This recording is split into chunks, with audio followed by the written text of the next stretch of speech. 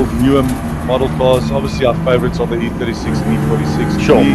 The E46 is still probably one of the best chassis BMW's ever built. And but the guys are starting to want to go the newer models, the M4s, the E2 series, that type of car. All right, so it's lights out and we're about to go racing a van.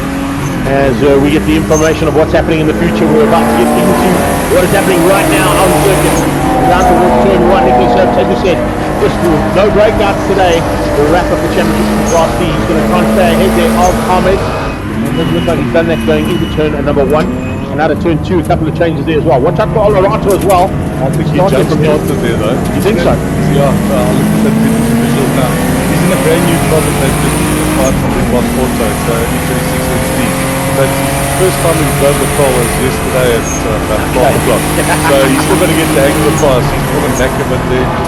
I don't know if he's got any issues or just unsure of the car still. A bit of progress as well coming through there from a whole bunch of the drivers. Boma fucking the car team watching from the nice car coming out of here from Ruin. And then Miller dropping back slightly. Grover's actually had gearbox issues. He went home, came back this morning with the change from Well, they do it. Being close now, moving up slightly there. You can see popping and changing. The root surgeon on the move as well.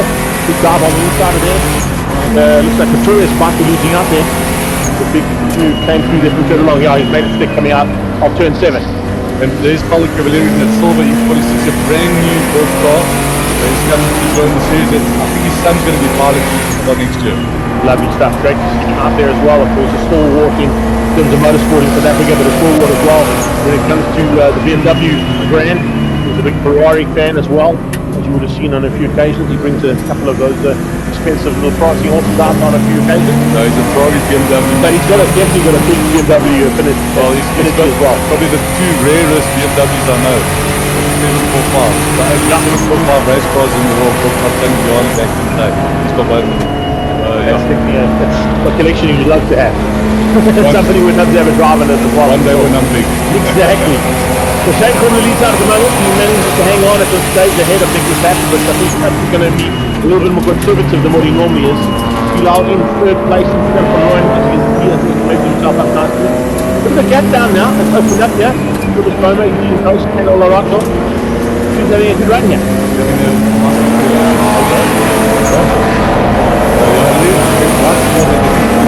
The new BMW developmental cars, development cars that's going to be built. They are building a whole lot of E46 250s, pretty much stock standard cars. Come and race and give development drivers a chance in racing. So it's a BMW South Africa initiative, and I'm proud to say that we've been renewed our sponsorship for the next 3 years, BMW and Performance Cars. That's fantastic news. Great to know for the future of the sport in terms of how things are going to go. We've got some international duties to do next year as well. So it's important to have those sponsors behind you to help pay the bills. They come down in the braking though. Oh, here we go. Good job. Here comes 001. Should I say 100? Yes, Mark is enough. Yeah, that's it. Hairdresser's car. He's having a goal as always. Long and looking at good battle here. The 30-something got down here. That's Pretorius and Long battle. Looks like it's going to rage all the way through this one because it's chopped and changed again. And this time it's Pretorius who leads out heading towards turn 5. Pretorius was actually a late entry. I think only entered on Thursday. Already had a few issues and now the car is fine. Hopefully next year will be doing the whole year. Into the mix as well now. Good time trying to close that gap down ever so slightly. Grover's Boma is on the move. Still slightly away from the two cars and just looking to close that gap down on Johan van Rooyen just up the road from him. So Van Rooyen will have to watch his rearview mirrors. And the master knows, man, Eugene Close. It's been, I think, about 18 months since he raced with us. He's rebuilt the car, resprayed it, and done whatever to the car. It's great to see him back on track. He's still in Class D, I think. The last time he was in Class C, so he's starting to get confidence and he's back in Class C. Last time we saw him in action here was only a couple of weekends ago. He was in the little Chevy he owns, well, that Can-Am. Small one. Having an absolute blast in the historic and inland championship, but now concentrating his efforts on trying to get at least the top 5. He's in 4th place at the moment, and Foster 1:11.5 out of post there. Post is definitely on a charge there to try and close his gap down. Watching those times, 12 deads, that's good enough. I think, but Nicholas, I know he's holding on to second, but he needs to get into the lead and have the fastest lap. He's got to win both races, get fastest laps in both races, and Remy only has to get a second place. Oh, that's not. Body out of shape there. But he managed to save it, and he's got in front of podium on, so that's the car. But, yeah, so Remy's for the overall championship, all he has to do is finish second.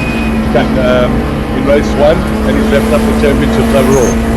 So a little bit of work to do yet. And not break out in race 2. Try not to break out. Breakout is the most important thing here. Do not break out today. We're going to be talking about breakout times not only here, but also in the Triple One Sports and Saloons and Super Hatch, as well as guys and girls that weekend. Very wary on how they run their race laps and the strategies today. Peter Lawrence's played his water very well played at once. So you remember Peter Lawrence Yes, indeed. racing 5 ISs and that. Yeah, Maybe it also doesn't only do work in terms of the development there in this BMW. He does a lot of work in the karting community as well, bringing through youngsters to her karting. Saying, well, I think it's out of get paid what she does with karting academy. So great to see the young lady back in a BMW, very fast lady at that, and of course bringing the fourth lady into your class. Correct, Charles. So next year we should have four carriers on race with us. It's going to be difficult. Top of the hill now. With a company changing to that back on the second. So now we'll wait to see Matty Wadley. Is he able to find a way past you? I think he's actually in the lead of Class C because he's a Class D cars in front of him. They're actually fighting over the tail end of Class D. I'd like to tell you that, but on our screen we don't have those two. Someone's run off. Someone's run off at the top there, that's for sure. Someone's run off at the top, so possibly putting a wheel into the dirt or into the kitty litter. And Matthew's having a move now on Sean Blood, but remember they're different classes. Yeah. Sean's in a Class D car, also brand new car for him. Once he's with the I'm hoping. Big Matt is actually running at the front end of Class C. Class C at the front. Class C running at the front So end. he's basically cementing his Class C. He's also in the overall chase for, he's currently in 3rd position overall. So I think he's probably in 3rd position in the overall chase for the program. So I don't think he's catching the top to the overall. But certainly 3rd place will be done enough to get this win in the bag today for Heat 1 and Heat 2. I think Christopher's going a bit defensively, going up to the half. Perhaps, is he in front? No, he's not. Shane Probler still leads out. I think they're just going to maintain positions now and the race. Maybe hoping that really gets into an issue or something, but I don't know. It's going to be. Time will tell. We'll see in about an hour's time.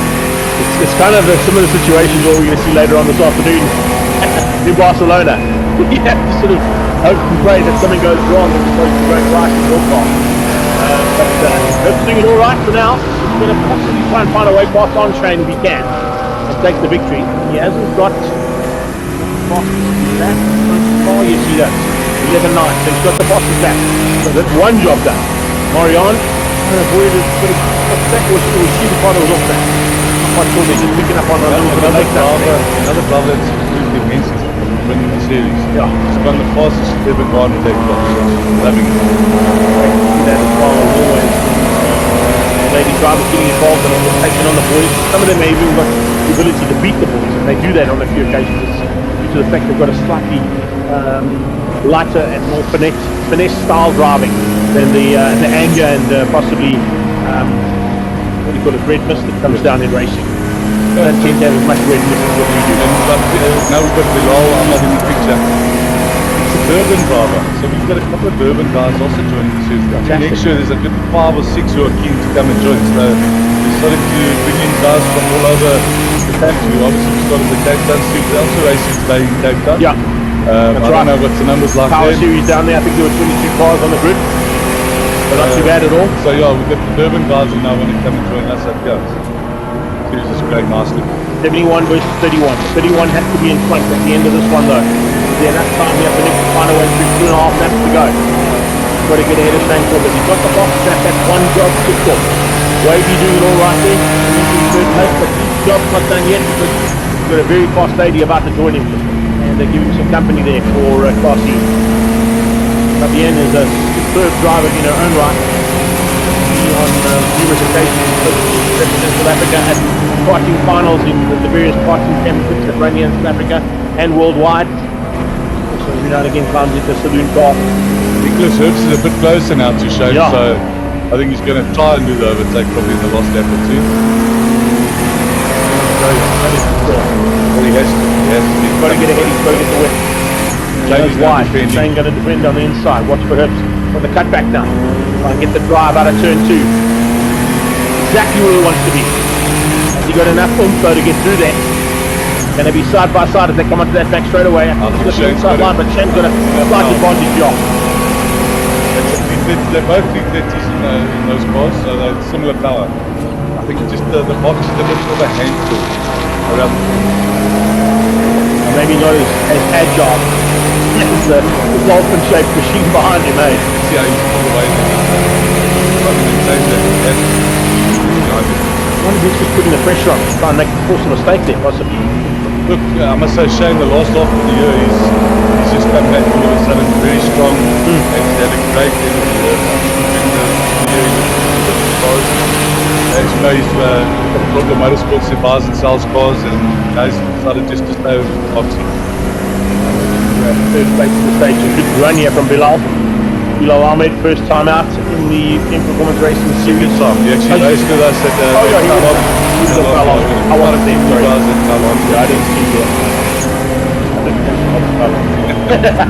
we actually, unfortunately, we didn't have any live streaming or anything because it's not our event. That we could do this. Nothing wrong. But good to have him here, and of course, second time in the category. First time as well, though. Yeah. And he's going to be on the podium. And here's the boxes, so they're now catching up to the back mark because hopefully they don't get in their way. That might change things up there, so it's fine. We're probably going to have to try and avoid Wonder Woman just up the road from him. Get through on Ariane, maybe that'll just be a little bit of breathing room you need to keep the line. I don't think it's going to need it though. You need to get too far back there. It's a great picture there, actually. All shapes in a row. I was about to say, that's a great shot. Kind of like standing cricket, don't you think? Again, you can have the be in the picture. Wonderful to see these cars still out the track like 50 years later. To the line, and it's Shane Cobbler for the win. There we go, chicken flag. Flags out, and he gets the victory ahead of Nicholas Herbst in second place. Won't be happy with that. He's got the bottom lap. So he's picked up 9 points. So that makes life a little bit easier for a new leading to get points now. So he can actually finish third in the first race, and he's won the championship. Sorry, I'm going to correct myself there. Apparently, in close. My timing on it.